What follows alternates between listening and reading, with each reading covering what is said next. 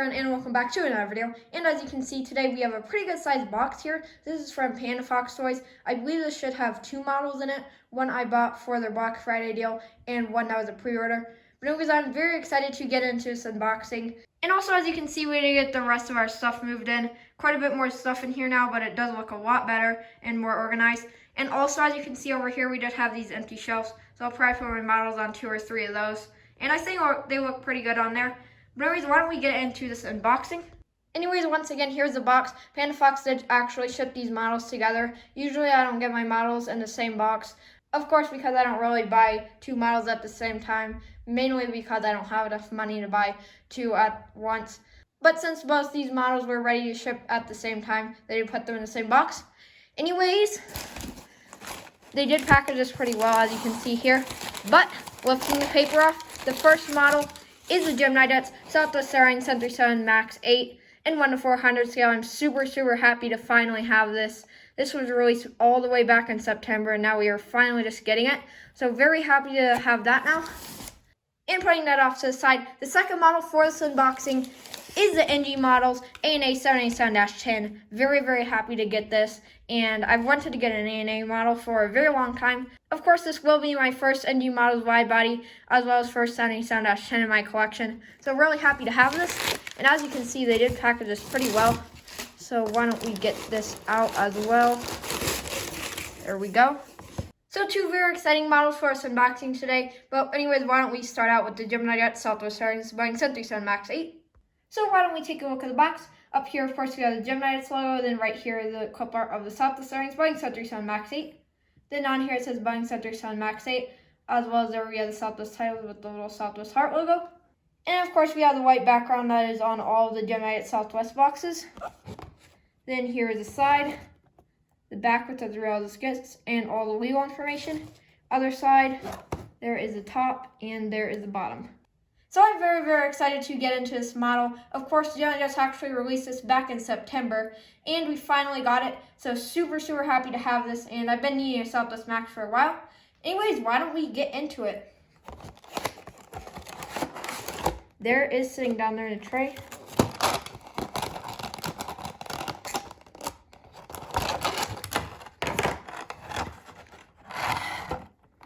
And lifting out a tray.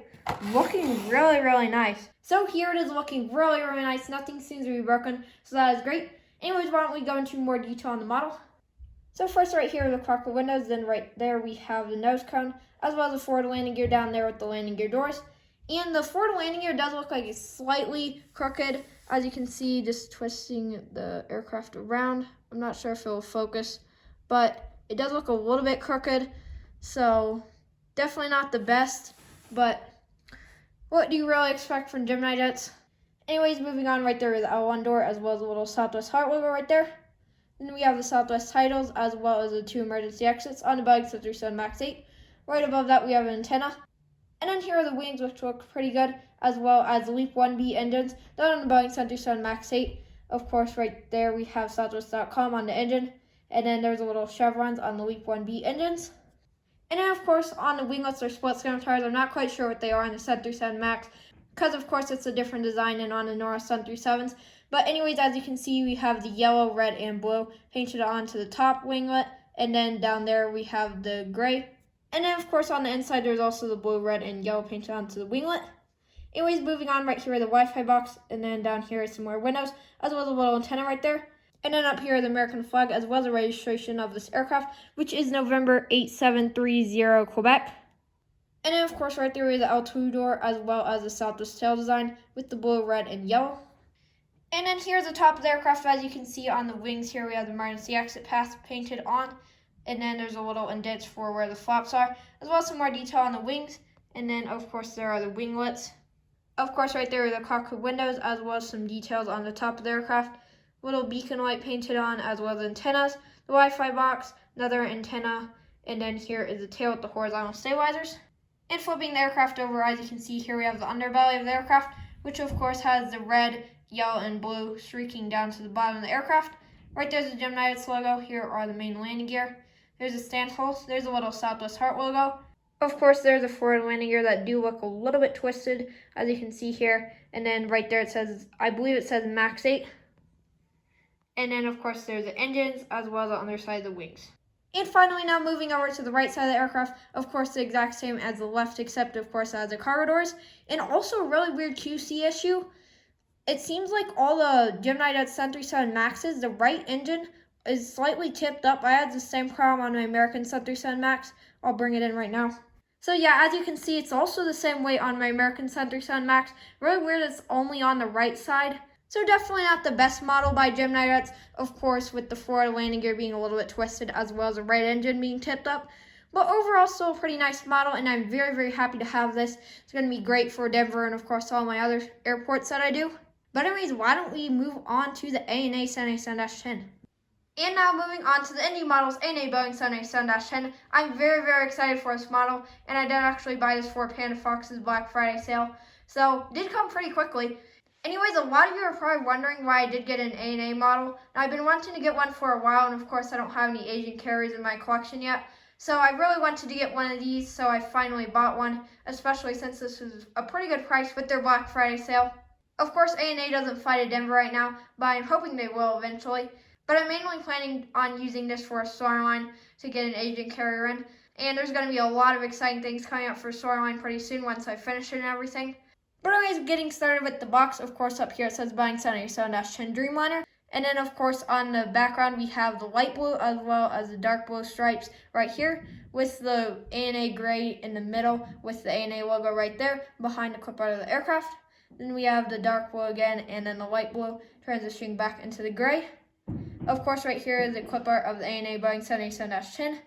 Right here it says Inspiration of Japan. Down here the ANA logo. Right there it says NG, and then down there is the registration of this aircraft. And taking a look at the side, of course the ANA logo as well as the design continuing on to the side. Here's the back with the legal information, and then here's the other side, bottom, and there's the top. So why don't we get into the model? Point it out. There is sitting down there in a tray. They actually do have the foam on their 787s. And as you can see, it's in there pretty far. So be very careful taking this out. So there it is. So here it is looking absolutely beautiful. Really, really happy I was able to buy this. And it's just looking so, so nice. And you have a great 787-10 mold. But anyways, why don't we go into more detail on the model? So starting right here, the cockpit windows of the 787-10, as well as the nose cone, which I think NG's mold is really, really nice for a 787-10 from first glance. And it looks like they did a nose pretty good. Down there with the forward landing gear. Then right here, the Starlines logo, as well as the L1 door right there. Moving over here, the Japan flag, as well as the ANA titles with their little ANA logo right there. And then, of course, down here is the gray underbelly of the aircraft with the dark blue streaking all the way down to the tail to the front of the aircraft, as well as the light blue under it. Anyways, right there it says Inspiration of Japan, and up there we have the Wi-Fi box as well as the antenna. And I believe right there that's the L2 door, the L3, and L4. I could be wrong on that, but I'm pretty sure this is the L2. And then here, of course, we have the engines. I believe these are the Rolls-Royce ones.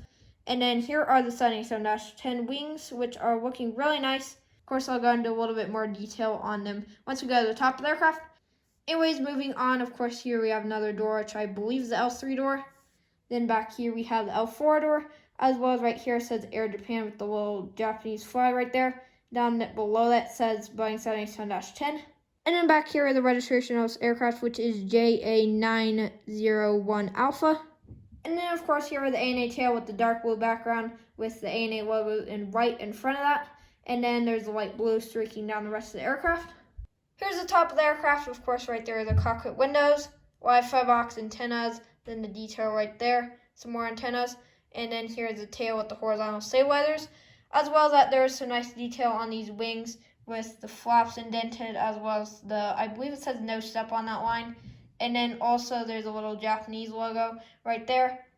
And then I'm not sure what this is, but it's like orange outlined by a black line. And then on the other wing it has the registration of this aircraft. And then moving over to the bottom of the aircraft, of course up here, the forward landing gear. Gray underbelly, and then some really nice detail with the underbelly here, as you can see, and tons of detail on the bottom of the engines right there. Here are the wings with, once again, the red Japan logo there and the registration. Here's the main landing gear, which are looking really nice on this model. Some more detail on the underbelly, and then the horizontal stabilizers as well as the APU. And then finally moving over to the right side of the aircraft, the same except of course for the cargo doors. Overall, NG did a phenomenal job on this model, and I'm very, very happy to have this. Of course, being my first ANA model as well as my first Asian carrier in my collection. And this is just an amazing model, and I'm definitely looking forward to using this in an update. Probably it will be in a Storyline Says Freshman update whenever ANA does start service to RES. So that's about it for this video. Two very, very exciting models to have in my collection. Super happy to have the Southwest, and of course that ANA is just absolutely beautiful. And I'm very happy that I now have an ANA model. Anyways, thank you for watching. Make sure to click the like button and subscribe to my channel. Bye.